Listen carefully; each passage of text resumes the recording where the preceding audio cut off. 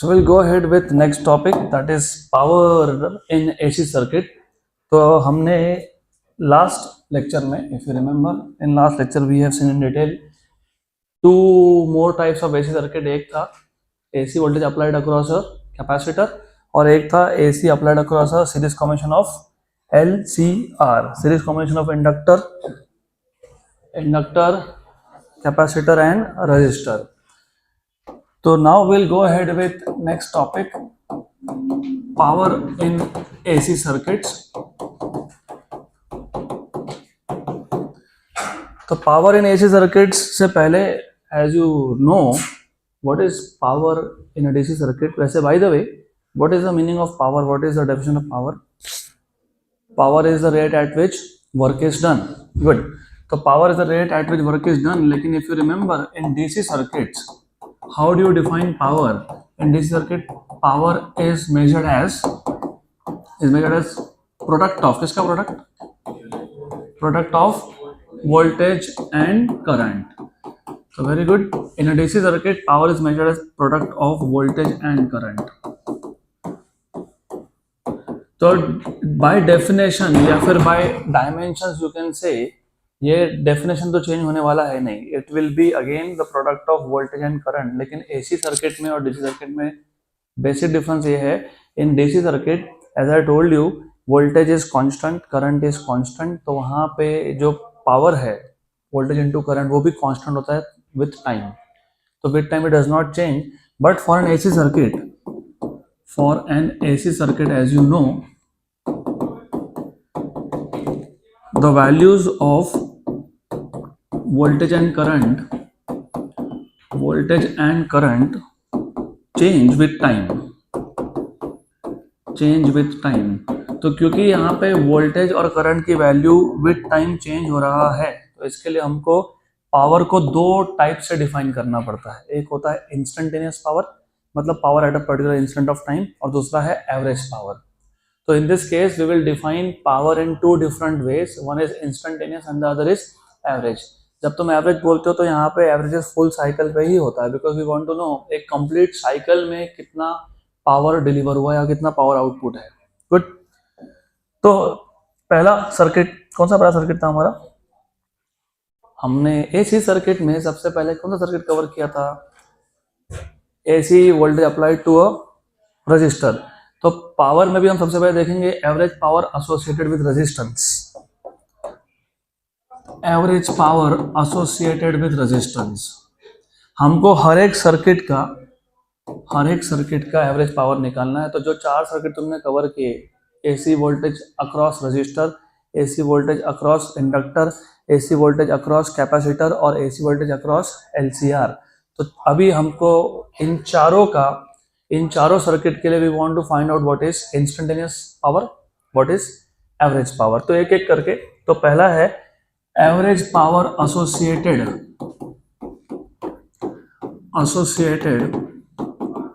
With resistance.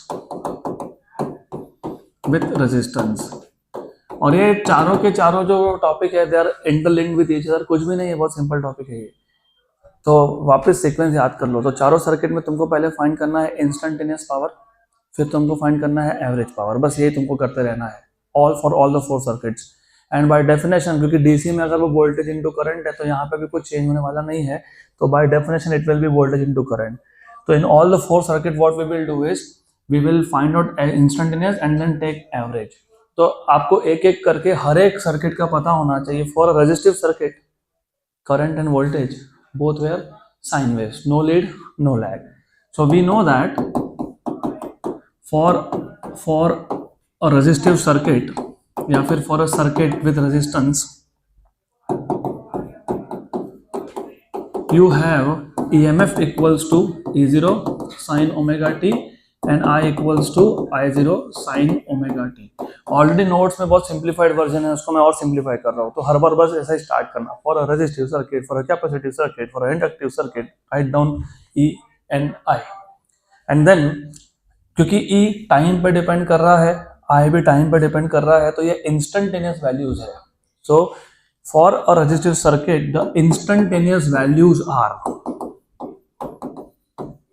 Instantaneous values किसके? Instantaneous values किसके? EMF and current, right? तो ये आ गए आपके instantaneous values of EMF and current. तो therefore instantaneous power is given by.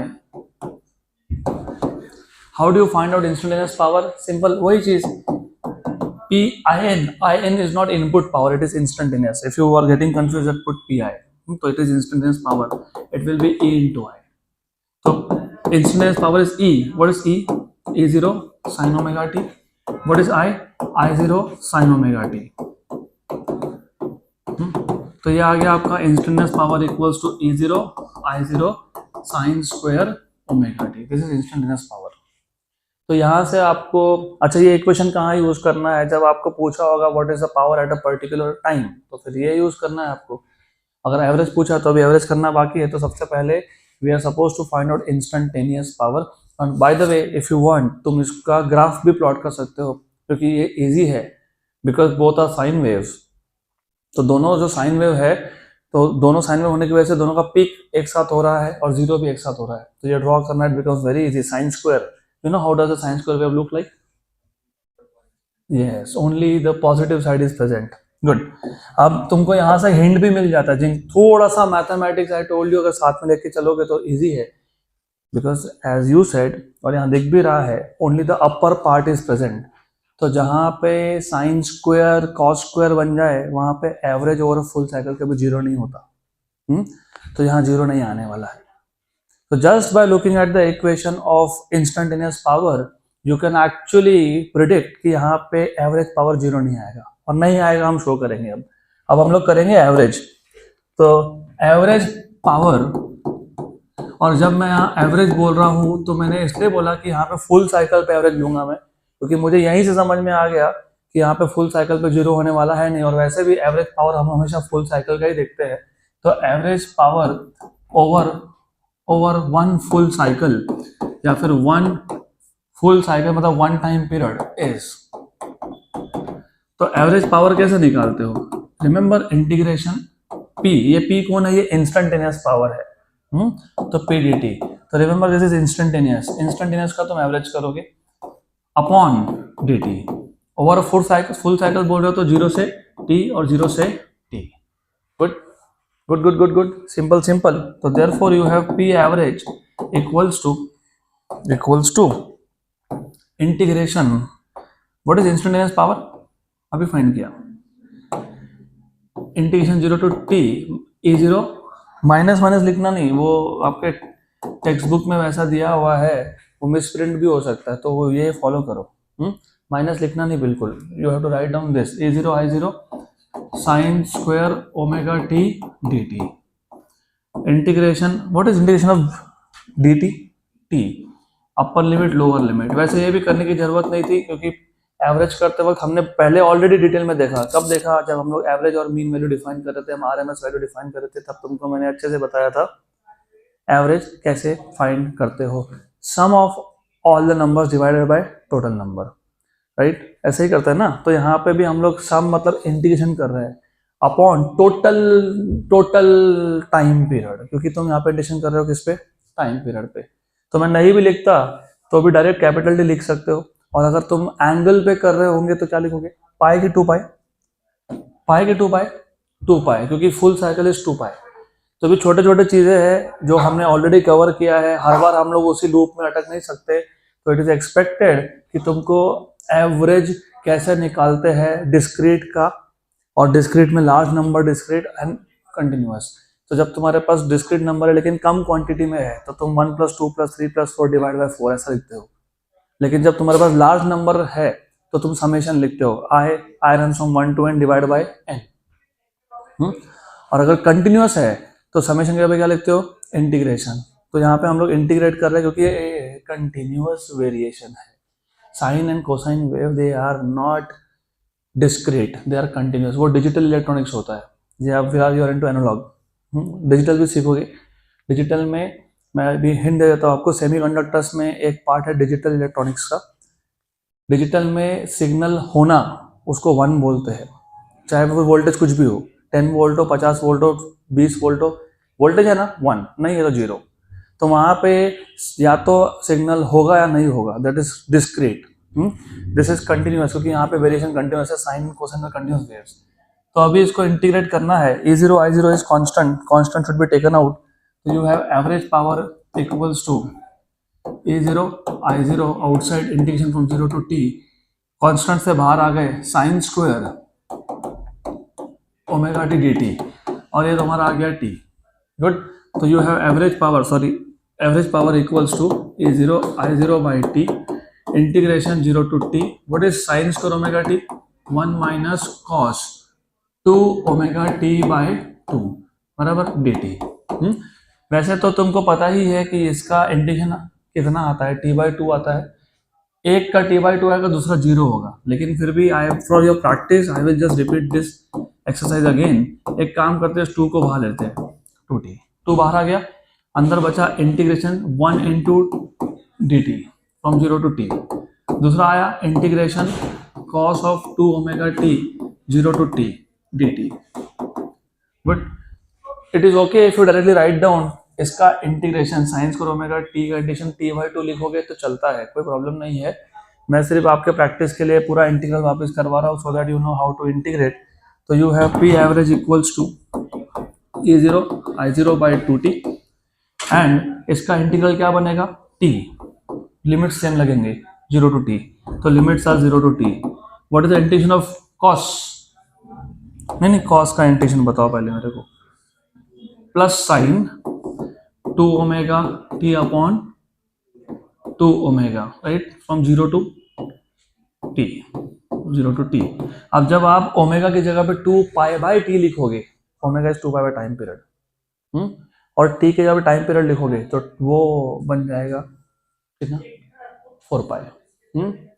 ठीक है, मैं कर ही देता हूँ, कोई बात नहीं, it will take few extra minutes, but ठीक है, मैथ्स का भी प्रैक्टिस हो जाएगा आपका, नो इश्यूज विद दैट। तो E0 I0 अपॉन 2t, इधर आया upper limit minus lower limit t, इधर तुम जब सब्स्टिट्यूट करोगे तो क्या लिखोगे, अच्छा ये 2 ओमेगा है ना, इसको बाहर रखता हूँ, 2 ओमेगा कांस्टेंट है, I will keep this 2 omega outside, just keep it outside, put upper limit, तो यू हैव साइन ऑफ, क्या आया, sine of 2 omega capital T, 2 omega capital T, but what is omega, omega is 2 pi by time period, तो 4 पाई हो जाएगा, and if you put 0 you get sine of 0, capital T cancel, what is sine of 4 pi, 0, sign of 0 0, तो second term तो 0 हो गया, ये 0 हो गया, तो बचा कौन, सिर्फ ये, गुड।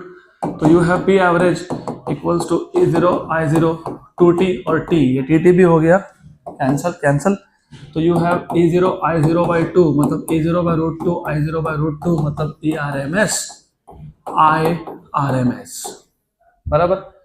अब ये पूरा वापस रिपीट करवाने के पीछे रीजन था, why I did this again, you should no कि ये जो तुम्हारे पास ERMS IRMS आया ना, इसका एक स्पेसिफिक नाम है, इसको बोलते हो एपरेंट पावर, क्या बोलते हैं इसको, एपरेंट पावर, अभी आगे काम में आएगा तुमको ये, this is called as apparent power, good, पक्का पक्का, श्योर श्योर।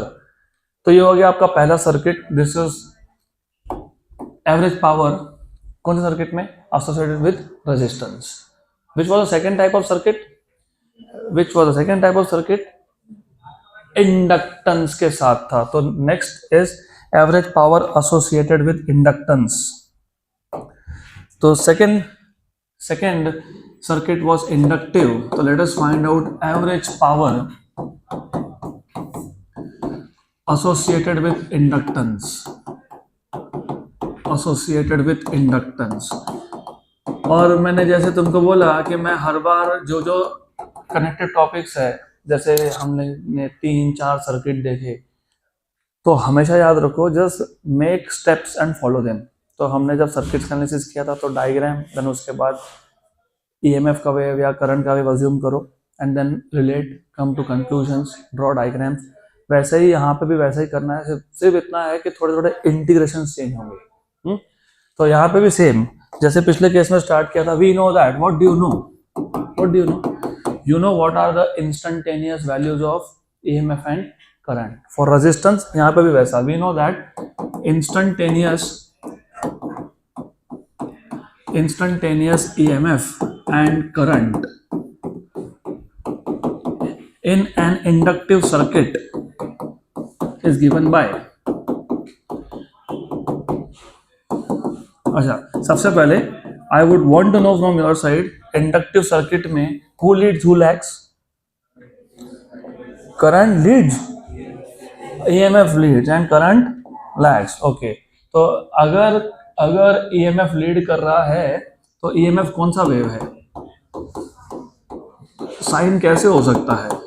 कौन सा वेव है? कॉस। इसलिए मैं तुमको बोल रहा हूँ वो टेक्स्ट बुक को मत फॉलो करना, जो सीखा है उसके साथ स्टिक रहो, कोई फर्क नहीं पड़ने वाला तुम किसको साइन बोलो किसको कॉस, लेकिन सर्किट्स में जो रखा ना तुमने वैसा का वैसा यहाँ पे भी फॉलो करो। जब हमने सर्किट एनालिसिस किया था तो मैंने आपको पहले ही बता दिया है, टेक्स्ट बुक का भी गलत नहीं है, सही है, उनका अप्रोच अलग है, वो इंटीग्रेशन अप्रोच है, हम नहीं यूज करने वाले। तो I will be using this, क्योंकि EMF इज लीडिंग, तो जो भी लीड करता है वो कॉस होता है, जो लैग करता है वो साइन होता है। ऐसा ही था, है ना ऐसा? तो E equal to E0 sine omega t था, सॉरी कॉस ओमेगा टी था क्या? यस। और I क्या था? I0 sine omega T. ये आपका इंस्टेंटेनियस EMF और करंट है। तो therefore instantaneous power is, what is instantaneous power? How do you find instantaneous power? दोनों का प्रोडक्ट, तो जस्ट मल्टीप्लाई दीज टू। तो you have E into I, तो you have E0 cos omega T, I0 sin omega t. So you have instantaneous power as E0 I0 sin omega t cos omega t. Good, done. यहीं से तुमको hint मिल जानी चाहिए थी वैसे, sin theta cos theta multiply divide by 2, तो 2 sin theta cos theta by 2 मतलब sin 2 theta by 2, sin 2 theta का इंटीग्रेशन 0 आएगा फुल साइकिल पे, तो एवरेज पावर 0 निकलेगा यहाँ पे। Will check. So therefore average power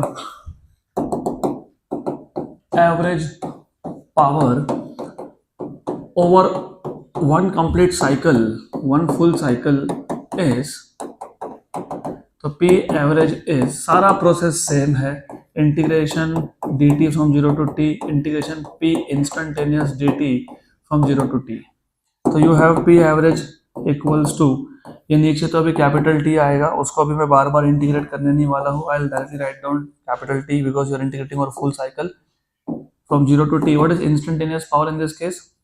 E0 I0 sin omega t cos omega t dt. Good, good.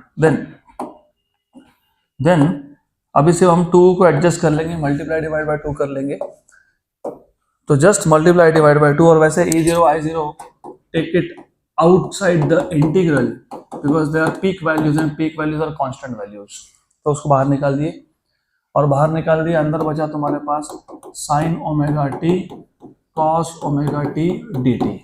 Good, and I will just adjust a 2 here, और ये 2 भी बाहर ले लेंगे अब, तो P average equals to E0 I0 upon 2t integration from 0 to t, 2 sine theta cos theta is sine of 2 omega t d t. और if you remember, ये तो तुमने अभी अभी अभी सॉल्व किया था, तो इसका इंटीग्रल क्या आता है? 0। तो I will not repeat this integral again, so P average is 0 since integration 0 to t sine of 2 omega t d t is 0। Good, done. तो sine of theta always over a full cycle उसका integration 0 ही होता है, over 1 full cycle, over 2 full cycle, over 3 full cycle हमेशा 0 होता है। तो limits देख के ही समझ में आ जाना चाहिए तुमको कि 0 होने वाला है, राइट। तो एनीवेज जब जरूरत पड़ेगी तो थोड़ा सा और ट्रिक्स दूंगा आपको मैं इंटीग्रेशन के, बट फिलहाल इस स्टेज पे for physics purpose it is sufficient. जब जब जरूरत पड़ेगी I will tell you how to find out other integrals also. तो अभी ये हो गया आपका एवरेज पावर, किसके लिए? कौन सा सर्किट था ये? इंडक्टिव था। अगला सर्किट कौन सा देखा था तुमने? कौन सा? हाँ, कैपेसिटिव। उसमें सिर्फ क्या होता है पता है, जैसे यहाँ पे EMF कॉस था, करंट साइन था, उधर उल्टा होता है, राइट। मतलब इंस्टेंटेनियस पावर और एवरेज पावर जो इधर आया वो उधर भी वही आने वाला है, इट्स एग्जैक्टली द सेम। सिर्फ यहाँ पे साइन के यहाँ पे कॉस होगा, कॉस के यहाँ पे साइन लिखोगे, बाकी सारा का सारा प्रोसेस सेम है। गुड, तो सेम है। तो what I will do is will save our time, थोड़ा सा टाइम बचा लेते हैं, आखिर टेक्नोलॉजी काम में किस दिन आएगा फिर, तो we can just save. Good, तो ऐसा है average power associated with capacitance. तो average power associated with capacitance, तो इस केस में what you will say is instantaneous EMF and current in a capacitive circuit,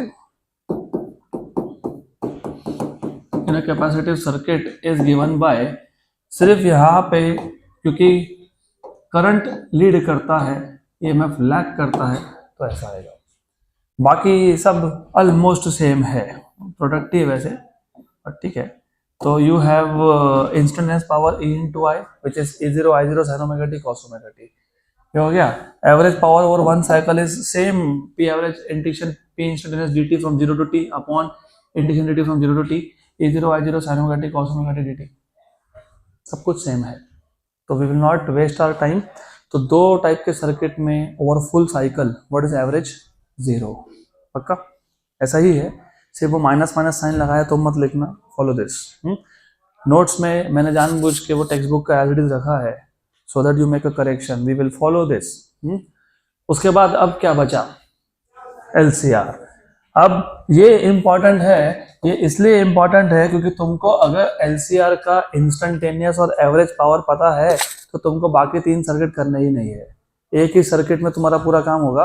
तो next is average power associated, average power of us LCR circuit, of LCR, of course series LCR।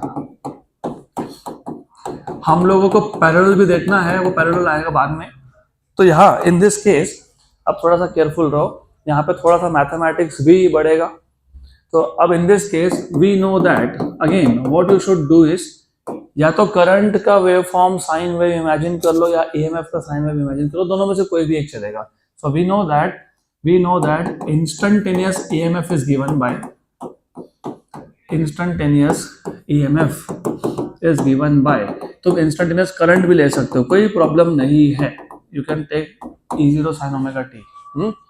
अब LCR circuit में depend करता है L और C की values पे, या फिर आई वुड से फ्रीक्वेंसी की वैल्यू पे।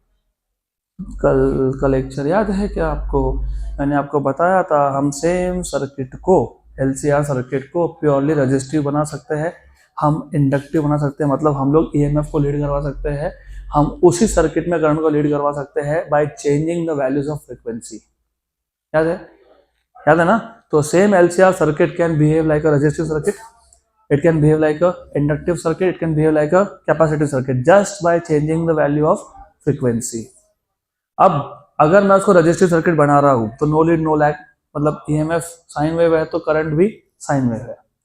अगर मैं उसको इंडक्टिव बना रहा हूं तो हु लीड्स, EMF, तो हु लैग्स, करंट। तो करंट के इक्वेशन में लिखोगे तुम I0 sin omega t minus alpha या minus five, where five is a phase difference, minus क्योंकि करंट लैग कर रहा है, राइट। अगर मैं उसी को कैपेसिटिव बनाता हूं तो हु लीड्स, करंट लीड्स। तो करंट के इक्वेशन में लिखोगे तुम I0 sine of omega t plus phi, क्योंकि जो लीड करता है उसमें फेज एंगल एक्स्ट्रा होता है, जो लैग करता है उसमें कम होता है। तो रिमेंबर ये EMF हो गया। सिमिलरली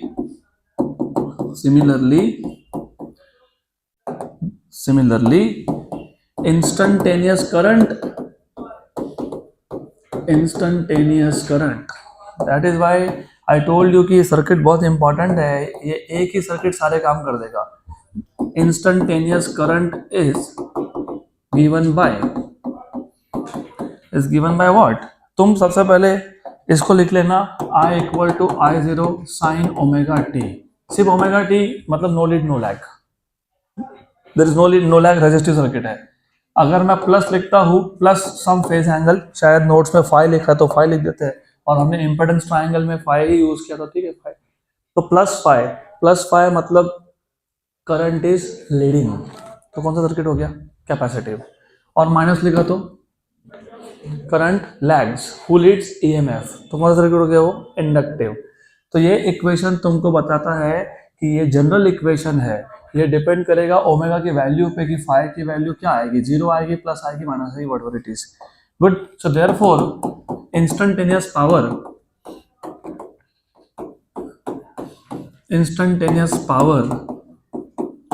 is given by, तो instantaneous power is just the product of किसका, E और I। What is E? E0 sin omega t and what is I0 sin of omega t plus minus alpha. तो ये आ गया आपके पास E0 I0 sin omega t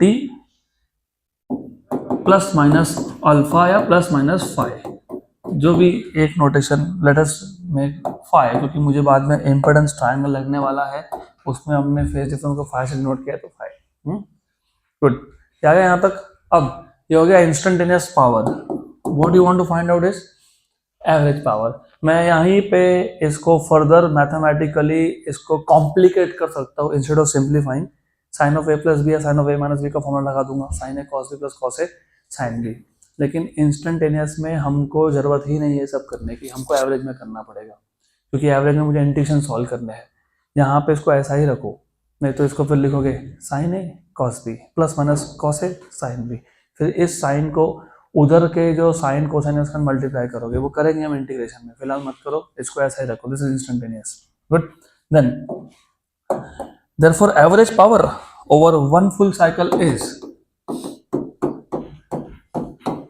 average power over one full cycle is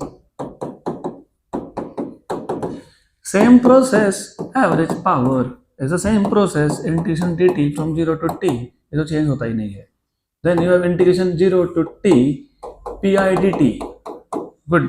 and now you need to substitute for instantaneous power, तो ये t आएगा, उसको t लिख दिया, 0 to t, what is p instantaneous, E0 I0 sin of omega t sin of omega t plus minus five.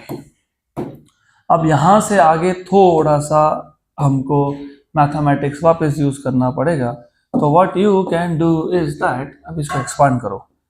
You know what is sine of A plus B, sine A cos B plus cos A sine B. What is sine of A minus B, sine A cos B minus cos A sine B. तो ये जो P average आएगा this is equals to E0 I0 constant, उसको बाहर निकाल देता हूँ, T आ गया, इंटीग्रेशन 0 टू टी, यहाँ पे है तुम्हारे पास साइन ओमेगा टी, ब्रैकेट में आएगा A is omega t, B is five, तो साइन ए कॉस बी मतलब sine omega t cos five, then cos A sine B, तो then you have cos omega t and sine five plus minus, क्योंकि plus minus था, तो एक बार plus के लिए, एक बार माइनस के लिए, एक बार प्लस के लिए, एक बार माइनस के लिए। गुड। अभी अगला क्वेश्चन तुमसे ही पूछने वाला हूँ, I want to know from your side what is integration का values. Therefore P average equals to A0 I0 by T integration 0 to T sin square omega t cos five.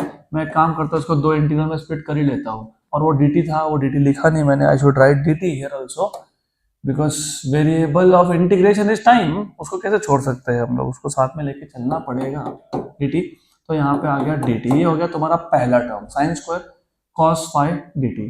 Then you will have plus minus integration from 0 to t sine cos sine phi sine omega t cos omega t sine phi. इतना fast बनो कि यहीं पे तुमको समझ में आ जाना चाहिए था कि सेकंड इंटीग्रल 0 होने वाला है, क्योंकि साइन फाइव कांस्टेंट है, बाहर आएगा, फिर sign omega t cos omega T में 2 तुम एडजस्ट करोगे, और वो डिनोमिनेटर का 2 भी बाहर निकाल लोगे, ऊपर बचेगा साइन ऑफ 2 ओमेगा टी, और तो हम कब से देख रहे हैं वो उस कंडीशन क्या आता है, 0 आता है, तो सेकेंड टर्म तो वैसे भी 0 आएगा, तो सिर्फ इसको सॉल्व करना है। इसको भी जब सॉल्व करोगे तो साइन स्क्वायर है, साइन स्क्वायर को वापस से 1 माइनस कॉस लिखते हो, तो उसमें भी दूसरा इंटीग्रेशन 0 होने वाला है। तो जस्ट टू अवॉइड बड़े बड़े steps, I will break it into छोटे छोटे स्टेप्स। मुझे बड़े बड़े स्टेप्स नहीं करने, तो मैं एक एक करके इंटीग्रेशन कर लूंगा। मैं पहले एक काम करता हूँ, इसका इंटीग्रल करता हूँ। 0 to 2 sine square omega t cos phi d t. पहले इसको सॉल्व कर लेते हैं, डी टी, इसको सॉल्व कर लेते हैं। क्या कांस्टेंट है इसमें से? कॉस फाई, क्योंकि फेज डिफरेंस कांस्टेंट है, तो for a given frequency phase difference is constant, so cos phi is constant. You have integration from 0 to t sin square omega t dt, and I don't think कि मुझे वापस integral solve करना चाहिए। You know what is integration of sin square omega t dt over a full cycle? t by 2, क्योंकि second term वो zero हो जाता है, तो I would again skip full integration. तो ये आ जाएगा, this is equal to cos phi, और ये इंटीग्रेशन बन जाता है t by 2, तो t by 2 ये आपका बन गया इक्वेशन नंबर 2। तो ये जो इंटीग्रल है, पहला इंटीग्रल वो कितना आ गया? t by 2, और सेकंड इंटीग्रल तो जीरो ही आने वाला है ना, तो ये सेकंड इंटीग्रल है इंटीग्रेशन 0 to t, ये sine omega t cos omega t, साथ में कौन सा phi? Sine phi d t equals to, ये तो वैसे भी जीरो आएगा क्योंकि साइन फाई तुम कांस्टेंट निकालोगे, फिर इंटीग्रेशन 0 to t, 2 को एडजस्ट कर लिया मैंने, sine omega t cos omega t d t, this is equals to sine phi by 2, this is integration sine of 2 omega t from 0 to t d t, और ये zero होता है तो ये भी जीरो आ गया। Equation number 3। इक्वेशन नंबर 2 और 3 कहाँ सब्स्टिट्यूट करेंगे? इक्वेशन नंबर 1 में, तो फ्रॉम 1 to 3, therefore फ्रॉम इक्वेशन नंबर 1, 2 and 3 सब्स्टिट्यूट कर लो इसको। Good. P average equals to, भूल मत जाओ फिजिक्स में ही हो, you are not in mathematics class, physics ही है, but I intentionally I am doing all this. मैं चाहता तो स्किप करके डायरेक्ट आंसर लिखते तो जैसे नोट्स में दिया है, but problem here is that at least जो JEE के लिए प्रिपेयर कर रहे हो तुम एडवांस लेवल के लिए, यू हैव टू रियलाइज कि अगर तुमको JEE एडवांस में खुद का थोड़ा सा भी चांस बनाना है तो ऐसे इंटीग्रल्स तुमको आने चाहिए। इंटीग्रल देख के तुमको आंसर पता होना चाहिए कि क्या आंसर आने वाला है, just by looking at the integral. तो ये JEE एडवांस के लिए जो सोच भी रहे हो, इसलिए मैं करके दे रहा हूँ, नहीं तो आई वुड डायरेक्टली यहीं पे लिख देता मैं, अच्छा इसका इंटीग्रेशन ये आता है, बात खत्म हो गई, चलो आगे। But you if you want to have a little chance तो तुमको ये सब करना पड़ेगा। तो ये जो इक्वेशन नंबर 1 है, इसमें मैं ये दोनों इंटीग्रल सब्स्टिट्यूट करने वाला हूँ। जो पहला इंटीग्रल है sine square omega t cos phi, sine square omega t cos phi, ये क्या है? ये t by 2 cos phi, t by 2 cos phi, और दूसरा इंटीग्रल क्या आया? जीरो, दूसरा जीरो आया ना, दूसरा जीरो आया।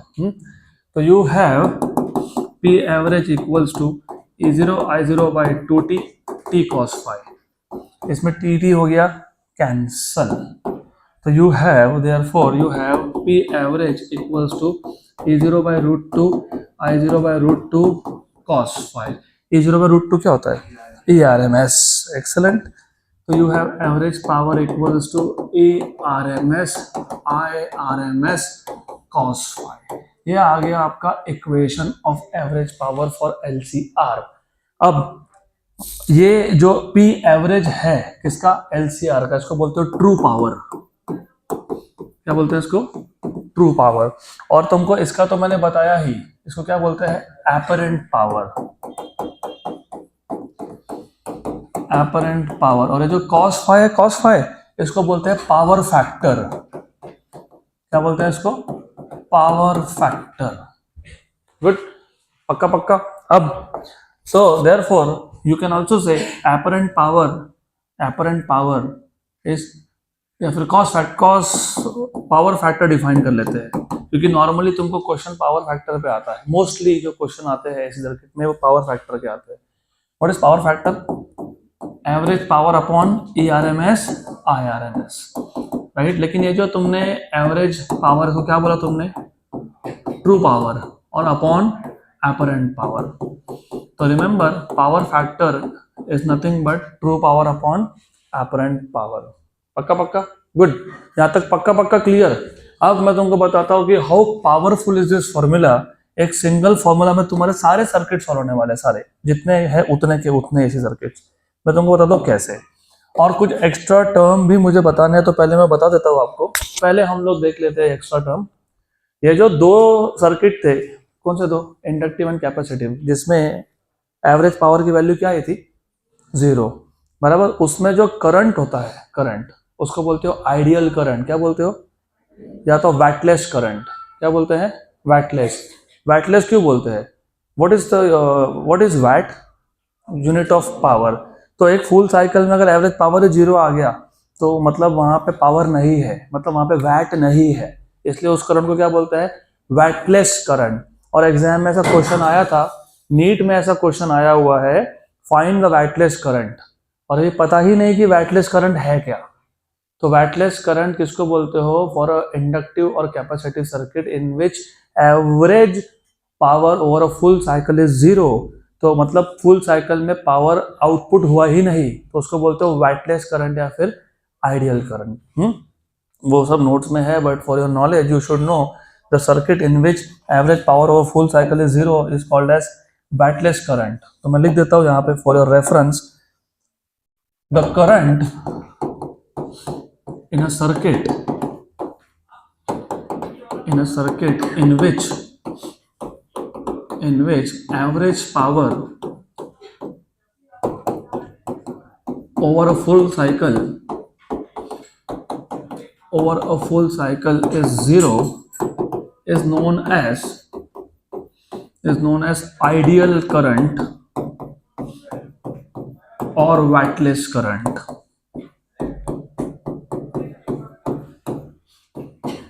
Good. Then coming to this formula, why this formula is so important? जैसे तुमको मैंने बताया कि एक फॉर्मूला सारे सर्किट का काम करता है, बताता हूँ कैसे। What was एवरेज पावर का formula, ERMS IRMS cos phi। ठीक, अब थोड़ा सा मैं साथ में इम्पेडेंस ट्रायंगल यहाँ पे डाल रहा हूँ, नोट्स में नहीं है, वो तुमको सोचना पड़ता है, because if you want to make things simple for you, you of course have to work out things for yourself. थोड़ा सोचना तो पड़ेगा तुमको। तो तुमको बताता हूँ कि अगर तुमको ये फॉर्मूला और साथ में तुमको इम्पेडेंस ट्रायंगल पता है तो कैसे काम आसान होते हैं। देखो, अब first of all, do you remember this was E या फिर Z, मतलब E इक्वल टू YZ। तो ये साइड या तो E है रिजल्टेंट EMF, या तो है टोटल रेजिस्टेंस मतलब इम्पेडेंस, और ये था तुम्हारा फाई। और if you remember this was ER और सिंपली R, क्योंकि ये बेसिकली रेजिस्टेंस साइड होता है, और ये सामने साइड पता है कौन होता है, रिएक्टेंस साइड। ये रिएक्टेंस का साइड होता है ना, रिएक्टेंस, हाँ, रिएक्टेंस का साइड होता है वो, that is the side of reactance, this is reactance, या फिर resultant EMF of inductance and capacitance. So this is EL minus EC, और you can say it is IXL minus XC। तो मैंने दो चीजों को साथ में कंबाइन कर दिया। Now look, हमने जो आज एवरेज पावर निकाला, पहला सर्किट कौन सा था, resistive. What was the average power, ERMS IRMS, right. अब अगर सर्किट रेजिस्टिव है तो ये साइड आएगा क्या, नहीं आएगा, ये साइड नहीं आएगा, बराबर। तो इसका मतलब सिर्फ कौन है, रेजिस्टेंस है, और रेजिस्टेंस अगर हो, सिर्फ रेजिस्टेंस हो, तो there is no lead no lag, मतलब जो तुम्हारा रिजल्टेंट EMF है वो यहीं पे आने वाला है, हाँ कि ना, हाँ, बराबर। तो एंगल फाई की वैल्यू क्या होने वाली है, 0। व्हाट इज cos 0, 1 आ गया, average power of resistive circuit. Good, पक्का पक्का, श्योर। अब then let us say if I have inductive circuit, कौन सा सर्किट, इंडक्टिव में कौन लीड करता है, EMF, कितने से लीड करता है, π/2। मैं प्योर इंडक्टर की बात कर रहा हूँ, इसका मतलब ये फाई ऐसा होगा, है ना, राइट। ये तुम्हारा ये वाला साइड है करंट का, और ये वाला है EMF। What is the angle, 90। What is cos 90, 0। तो एवरेज पावर 0 था ना, था, वेरी गुड। कैपेसिटिव में हु वाज लीडिंग, करंट, तो EMF यहाँ था। What is the angle, 3π/2। What is cos of 3π/2, 0। तो वापस क्या आ गया, 0। इसलिए मैं बोल रहा था तुमको एक सिंगल फॉर्मूला, और वो जो नोटेशन मैंने दी है कि करंट को हमेशा तुम एक्स एक्सिस के लॉन्ग फिक्स कर दो, उसका रीजन ही ये था, नहीं तो ये फॉर्मूला तुमको याद रखने में या समझने में प्रॉब्लम होगा। तो करंट अगर फिक्स है और सिर्फ रेजिस्टेंस है तो ईएमएफ यहाँ है, तो एंगल 0 है, cos 0 E R M S I R M S. इसका मतलब रेजिस्टिव सर्किट में your average power is your apparent power, मतलब ट्रू पावर। तो true power equals to apparent power, बराबर। एपरेंट मतलब हाउ इट अपीयर्स, जो तुम मेजर करते हो, तो देखते हो ना उसको, तो तुमको वैसा दिखता है, जो दिखता है वो एपरेंट होता है। और रेजिस्टिव सर्किट में कॉस फाई की वैल्यू 1 होने की वजह से तुमको मिलता ही क्या है, एपरेंट, और apparent equal to true, right. लेकिन बाकी सर्किट्स में, एलसीआर में, हम ऐसा क्यों बोल रहे हैं फिर ट्रू अलग है एपरेंट अलग है? क्योंकि ट्रू पावर डिपेंड करेगा फेज एंगल पे। क्यों फेज एंगल पे? क्योंकि एंगल डिसाइड करेगा कि पावर आने कितना वाला है। तो अगर इंडक्टिव सर्किट हुआ π/2, एवरेज पावर 0, कैपेसिटिव हुआ 3π/2 0, तो हो गया आपका एक फॉर्मूला में सारे का। पक्का पक्का, गुड गुड, यहाँ तक क्लियर। तो ये था average power of AC circuits, ये टॉपिक हो गया यहाँ पे खत्म। अगला टॉपिक होगा आपका एलसी ऑसिलेशंस, है क्या ऐसा? तो next topic is LC oscillations. Again ये जो एलसी ऑसिलेशंस है, इसका जो राइटअप है थोड़ा सा ज़्यादा ही लिख के दिया है आपको नोट्स में, मतलब टेक्स्ट बुक में। हम इसको भी सिंप्लीफाई करेंगे। तो सबसे पहले अभी एलसी ऑसिलेशन का मैंने आपको पिछले चैप्टर में थोड़ा सा हिंट दिया था कि what is this LC oscillation. अब मैं पूरा बता देता हूँ। See what happens is, imagine मेरे पास एक कैपेसिटर है, आई हैव अ कैपेसिटर। पहले मैंने कैपेसिटर को फुल्ली चार्ज कर लिया by connecting it to source. तो ये capacitor it is in fully charge situation, तो मैंने इसको फुल्ली चार्ज किया by connecting it to a source. Now the source may be DC, the source may be AC, but because you are in the chapter AC circuit, तो तुम बोल सकते हो that the capacitor is fully charge by connecting it to a AC supply. वैसे कोई फर्क पड़ता है नहीं, चाहे वो डीसी सप्लाई पे कनेक्ट करो, तुम एसी पे कनेक्ट करो, डज नॉट मैटर रियली। तो anyways I would say the capacitor is initially fully charged by connecting it to AC supply, then the AC supply is removed and we connect it across an inductor. तो ये initial situation है, I would say diagram A. तो यहाँ पे you have fully charged capacitor and then you have a key over here. Initially the key is kept open, good, the key is kept open. तो ऐसा है, ये fully charge है। अगर ये फुल्ली चार्ज है तो in the fully charge situation, मैं थ्योरी वेरी लिखने नहीं वाला यहाँ पे, यू हैव नोट्स, मैं से बताने लगा कि यहाँ पे होने क्या वाला है। In the fully charge situation energy is stored in the capacitor in its electric field and that is given by half CV square, या फिर हाफ QV, या फिर Q²/2C। तो तुम तीनों में से कोई भी फॉर्मूला लिख दो, डज नॉट मैटर। लेकिन नॉर्मली क्या होता है, मैग्नेटिक फील्ड एनर्जी का फॉर्मूला क्या था, half Li²। L was inductance, C is capacitance, right? I was current, here Q is charge। तो लिखते वक्त नॉर्मली ऐसा लिखते हैं, the initial energy is stored in the electric field which is given by Q²/2C। small q capital Q जो लिखना है वो लिख दो। I will write down capital Q because when the capacitor is fully charged है ना, तो capital Q। जब डिस्चार्जिंग चालू होगा तो मैं स्मॉल q लिखूंगा, that would be instantaneous charge. अब तक मैंने की को क्लोज किया नहीं है, इसका मतलब energy is stored only in electric field in capacitor. तो केस वन व्हेन की इज ओपन, व्हेन की is open, remember, and the capacitor is fully charged,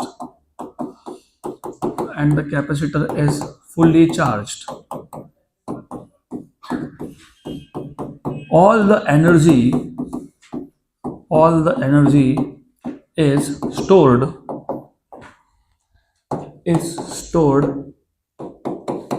in the capacitor in its electric field। Bye the वे, वैसे electric field की जरूरत मेरे को नहीं है यहाँ पे, लेकिन अभी बात कर ही रहे हैं तो let me check if you remember what was the electric field of the capacitor. Question गलत है.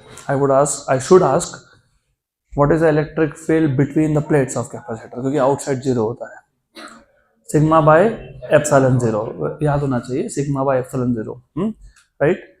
व्हाट अबाउट के, कहाँ गया के? When you say sigma by epsilon zero, you are assuming कि in between क्या है, air है. तो ठीक है, it is okay, fine. Sigma by epsilon zero and outside the plate is zero. Good. तो initial case में जब तक कि open है, all the energy stored in the capacitor in its electric field, तो ये electrostatic energy है. Then what we do is, अब हम लोग क्या करेंगे, अब ऐसा करेंगे, अब हम लोग की को क्लोज करेंगे. वैसे तो मैं सिर्फ फाइनल सिचुएशन दिखा दूँ तो भी चलेगा, बट एनीवेज, तो जब मैंने की क्लोज किया तो अभी डिस्चार्जिंग चालू हुआ. डिस्चार्जिंग चालू होने का मतलब ये होता है उसका मतलब कि now there is current in the circuit. Current किसने ड्राइव किया? कैपेसिटर ने. तो कैपेसिटर खुद का एनर्जी यूटिलाइज कर रहा है टू ड्राइव द करंट, इसलिए हम लोग बोलते हैं कैपेसिटर गेटिंग डिस्चार्ज्ड. तो कैपेसिटर डिस्चार्ज हो रहा है ना, तो उस सिचुएशन में at that instant of time some charge is basically circulating in the circuit in the form of current. तो यहाँ पे जो चार्ज है अभी वो कैपिटल क्यू नहीं लिख सकते, you can say small Q. तो it is energy, electrostatic energy is Q square by 2c. और क्योंकि यहाँ पे करंट फ्लो होने लग गया है, इसका मतलब कुछ ना कुछ मैग्नेटिक फ्लक्स भी जनरेट हुआ है. Some amount of magnetic flux is here. ये जो some amount of magnetic flux है, इसमें जो इंस्टेंटेनियस मैग्नेटिक एनर्जी है, instantaneous energy, that is half L small I square, where small I is instantaneous current and L is the self inductance of the coil. Good. ये diagram B, intermediate state. तो when the key is closed, so remember, when the key is closed, the capacitor starts discharging. When the key is closed, the capacitor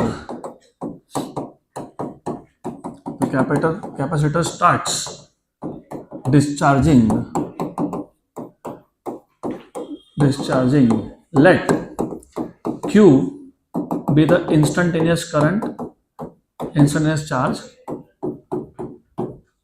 of course, of the capacitor, and I be the instantaneous current in the circuit. थोड़ा सा तो आपको ये explain करना पड़ेगा, तो मैं सिर्फ आपको बता रहा हूँ कि ऐसा एग्जाम में लिख के आना, अगर आ गया तो आता है, एक्सप्लेन एलसी ऑसिलेशंस आता है. तो एट दिस स्टेज, तो at this moment you have electrostatic energy UE. If you want to change the notation UE dash, तो I would put UE dash and like UB dash. Good. ये कितना हो गया? Q square by 2c. Capacitance की value change नहीं होती, क्योंकि capacitance की वैल्यू डिपेंड करती है एरिया ऑफ द प्लेट और distance between two plates, which is A epsilon 0 by d.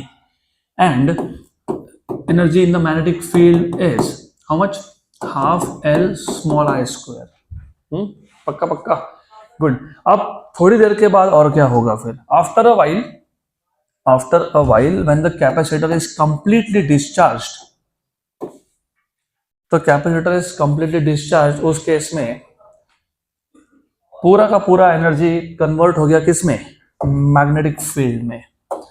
तो there will be a time when the capacitor is completely discharged गया. तो यहाँ पे अभी कोई एनर्जी स्टोर नहीं है, पर conservation of energy tells us that energy can neither be created nor be destroyed. तो सारा का सारा एनर्जी कहाँ हो गया? It goes into magnetic field. तो थोड़े से फील्ड लाइन ज्यादा दिखा देता हूँ. गुड. तो यहाँ पे इस इंस्टेंट ऑफ टाइम पे जब कैपेसिटर फुल्ली डिस्चार्ज है, तो रिमेंबर इस इंस्टेंट ऑफ टाइम पे there is a maximum current running through the circuit. And then यहाँ पे जो मैग्नेटिक एनर्जी है वो भी क्या है? Half L capital I square, where capital I is the peak value of the current. तो there is no energy in the electric field of capacitor, but energy is now with magnetic field of the inductor. तो at a certain instant of time,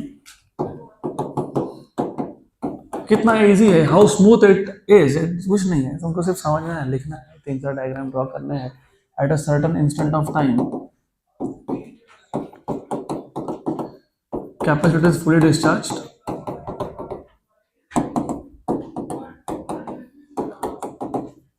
capacitor fully discharge है, therefore the current is maximum. The current is maximum and energy is now completely stored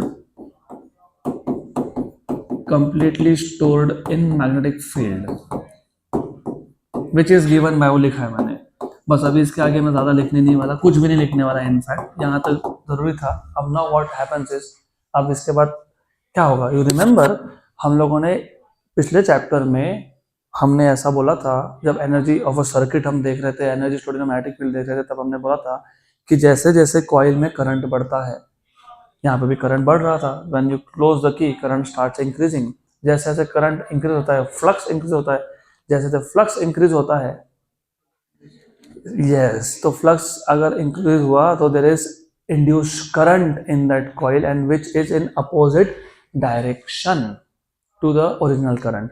तो यहाँ पे भी वही सब हो रहा था, जब सर्किट में करंट बढ़ रहा था, तो फ्लक्स चेंज हो रहा था, फ्लक्स चेंज हो रहा था तो ईएमएफ इंड्यूस हुआ, तो करंट इंड्यूस हुआ, वो करंट अपोजिट डायरेक्शन में है.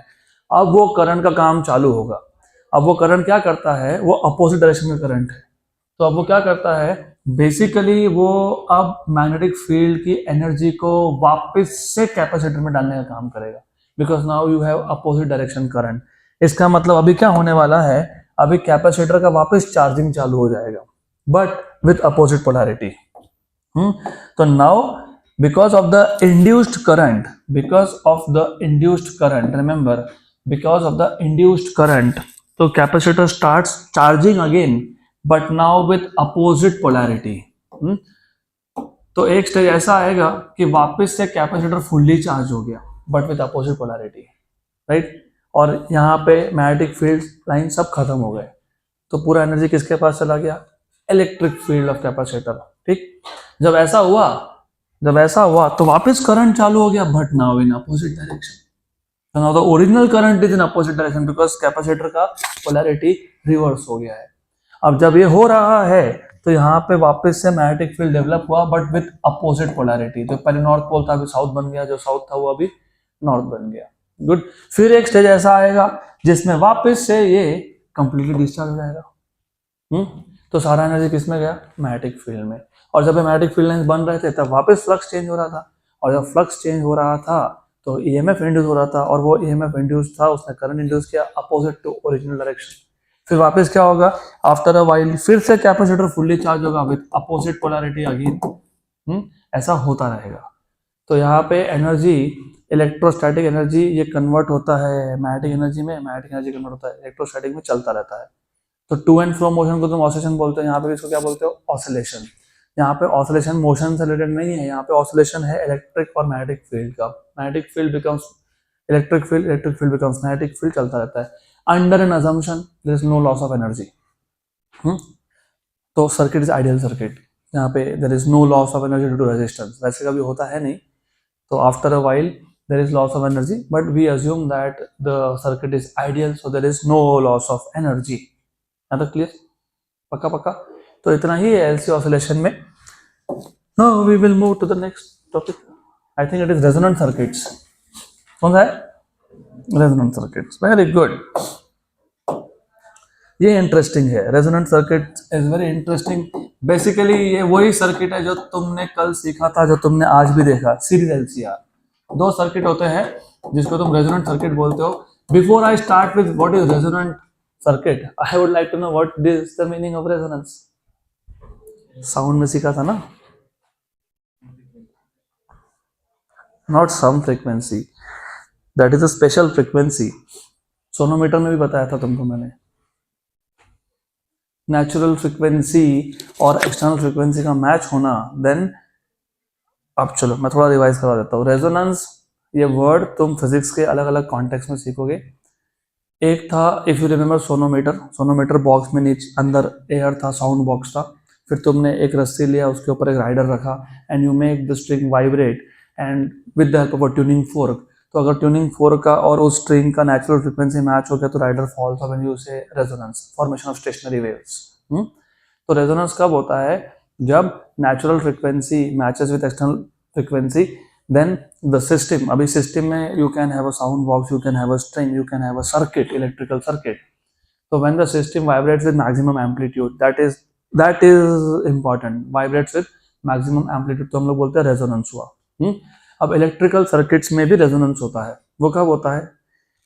Under to cases, when you have minimum impedance, क्योंकि तुम एसी सर्किट्स की बात कर रहे हो, तो एसी सर्किट्स में रेजिस्टेंस अकेला नहीं होता है, साथ में कौन होता है? रिएक्टेंस। तो टोटल रेजिस्टेंस को क्या बोलते हो तुम? इम्पेडेंस। तो दो केस बनेंगे, एक बार जब इम्पेडेंस मिनिमम होगा और एक बार जब इम्पेडेंस मैक्सिमम होगा। तो in an AC circuit when the impedance is either minimum और maximum, then those circuits are known as resonant circuits.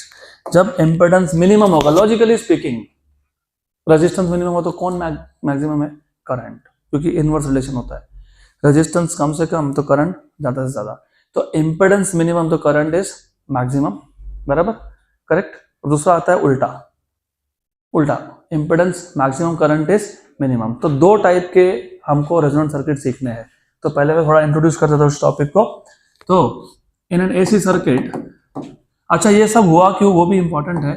तो इन एन एसी सर्किट जब तुम फ्रीक्वेंसी चेंज करते हो, मैंने इसलिए बोला फ्रीक्वेंसी यहाँ पे सबसे इंपॉर्टेंट रोल प्ले करता है, because when you change the frequency you are actually effectively changing the values of reactances XL and XC, because both of them depend on frequency. XL depends directly on frequency 2 pi FL, or XC depends inversely 1 upon 2 pi FC, right?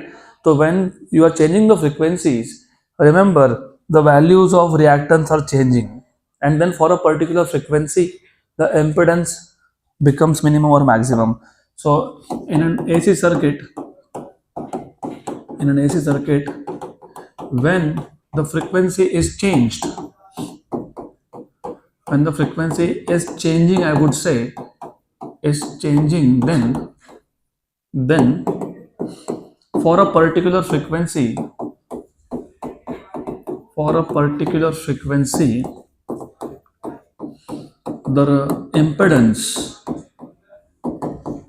the impedance of the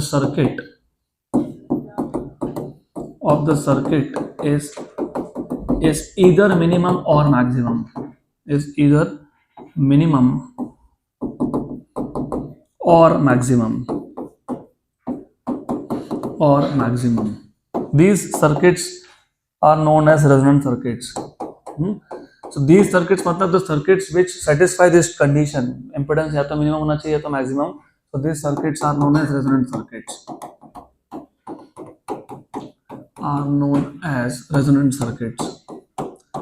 और resonant circuits में you have two types of circuits. One is basically जिसमें impedance minimum होता है, वो series LCR होता है। तो पहला है सीरीज एलसीआर। तो सीरीज रेजोनेंट सर्किट, क्या टॉपिक का नाम क्या है? Just forgot, I don't know. Series resonance, okay. तो series resonance and parallel resonance. तो सीरीज रेजोनेंस ये कुछ नया सर्किट नहीं है, ये वही सर्किट है जिसको हम 2 दिन से स्टडी कर रहे हैं, सीरीज एलसीआर। तो you have a series LCR circuit. तो बहुत सारे इक्वेशंस जो तुम देखने वाले हो, you are already familiar with those equations, तुमको ऑलरेडी पता है। तो यू हैव एल, तो क्योंकि तुमको पता है तो हम डिराइव नहीं करने वाले अब, तो तुमको पता है तो वो अजम्पशन से चलेगा कि यू नो दिस। तो you have a inductance, then you have a capacitance here. So you have a capacitance C, and then you have a resistance R. This is E, where E is basically applied AC voltage. Good. Then इसमें तो अभी वो सब theory part, as I said, you will read it from notes. Consider a series LCR circuit. Let an AC voltage is applied to the circuit, और तुमको सब पता है। So we know that, what do we know is E equals to IZ, और Z क्या होता है? Remember, under root of R square plus XL minus XC square। फिर आप ये बोलोगे XC minus XL क्यों नहीं लिखा? हमने तो कहीं नहीं बोला EL is greater than AC, कोई फर्क नहीं पड़ता, स्क्वायर है। तुम XC minus XL लिखो, XL minus XC लिखो, does not matter। तो does not matter here, EL is greater than AC और AC is greater than EL, कोई फर्क पड़ता ही नहीं है। गुड, एनीवेज, तो यहाँ तक क्लियर। अभी इधर कंफ्यूजन मत क्रिएट करना, x अरे बाबा स्क्वायर है, कोई फर्क नहीं पड़ने वाला, उसको वैसे रखो। तो here you should no you should know Z impedance is R square plus XL minus XC square. So therefore you have E equals to IZ, and since you have E equals to IZ, तो I equals to E by Z. I equals to E by Z. अब ऐसा है, as I told you, दो circuit है, एक है series resonance जिसमें impedance की वैल्यू मिनिमम होती है, और एक है पैरेलल रेजोनेंस जिसमें इम्पीडेंस की वैल्यू मैक्सिमम होगी. वो हम लोग कल डिस्कस करेंगे. हमारा आज का टास्क है ये. तो in this case remember, in this case if अगर ऐसा हो गया, XL equal to XC value आ गई, XL इक्वल टू XC, या यू कैन एक्चुअली से एक स्टेप और जाना है आगे, जाओ, you can say EL equal to EC हो गया. EL इक्वल टू EC होने का मतलब होता है XL equal to XC, because EL is IXL और EC इज IXC, तो XL equals to XC, right. इसका मतलब ये होता है दैट इज ये जीरो हो गया रेजिस्टिव सर्किट. तो that is Z equals to R, क्योंकि it will become under root of R square plus 0, तो R. So therefore this circuit behaves like resistive circuit, और resistive circuit है तो no lead no lag है.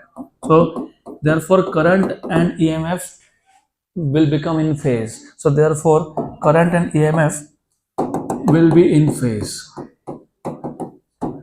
EMF will be in phase.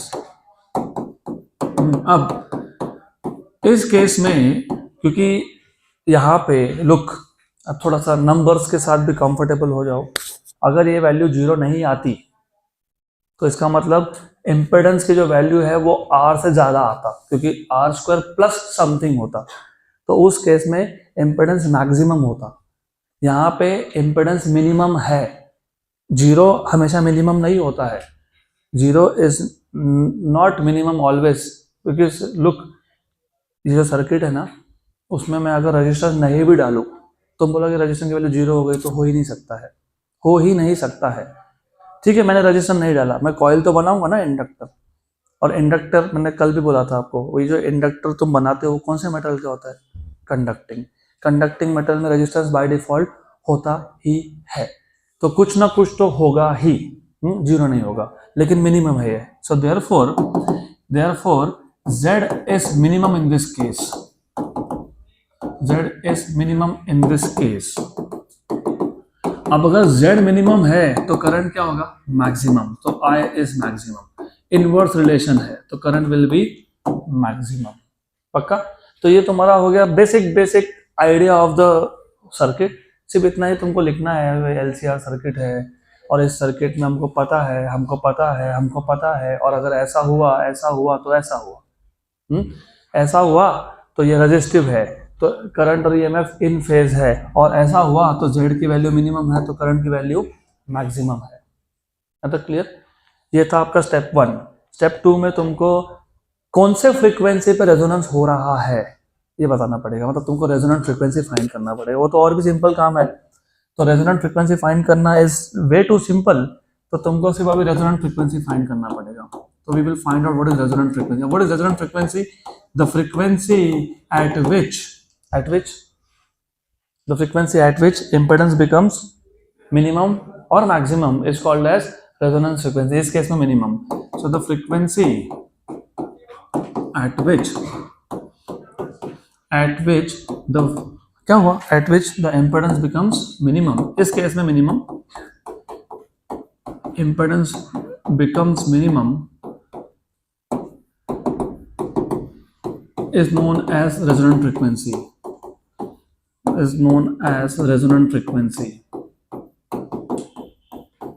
और ये बहुत simple सा केस है. कैसे सिंपल है? You start by saying XL equals to XC. What is XL by the way? Omega L. Okay, तो therefore you have omega L equals to, इसको omega R भी बोलते हैं क्योंकि ये एंगुलर फ्रीक्वेंसी है, लेकिन ये एंगुलर फ्रीक्वेंसी भी रेजोनेंट फ्रीक्वेंसी है. तो कई जगह पे ओमेगा R लिखा होगा, तो don't worry, it is just the value of omega when there is resonance. और ये क्या था? Omega C. तो तुमको मिल जाएगा ओमेगा square equals to 1 by LC. तो you will get omega equals to 1 upon root of LC. So you have 2 pi into f. I'll call this as FR, resonant frequency. 1 upon root of LC. So you have resonant frequency FR equals to 1 upon 2 pi root of LC. ये हो गया resonant frequency का formula. Good.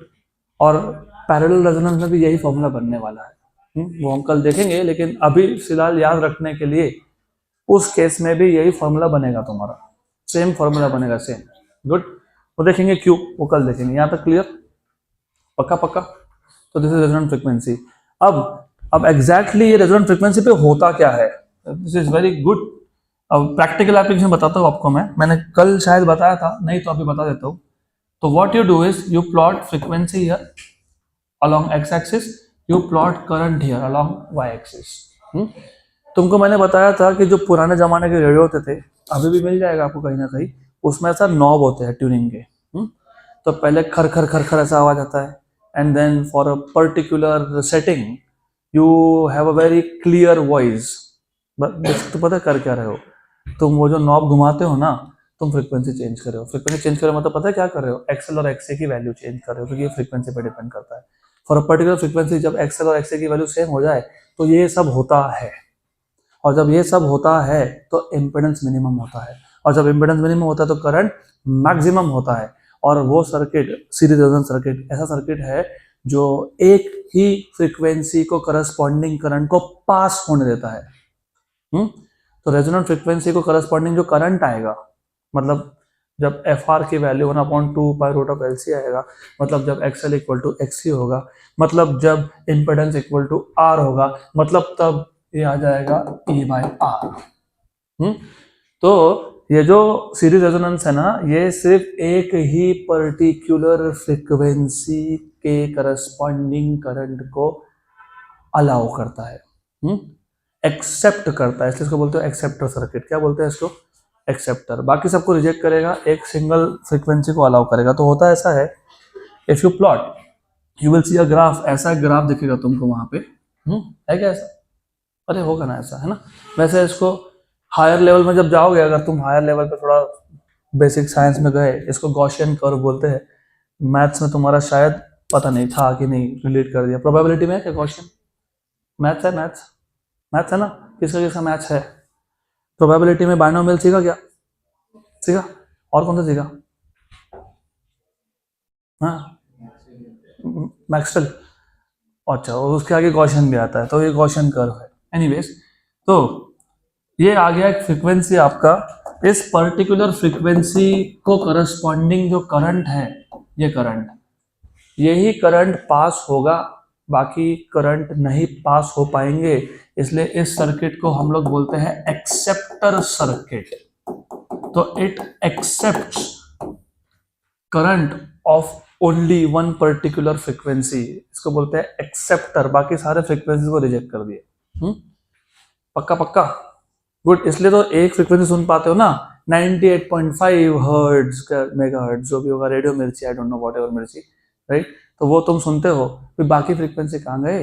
बाकी तो पास नहीं हो पाए ना, क्योंकि सर्किट ने रिजेक्ट कर दिए. एक को ही एक्सेप्ट किया, तो हो गया एक्सेप्टर सर्किट. पक्का पक्का. गुड.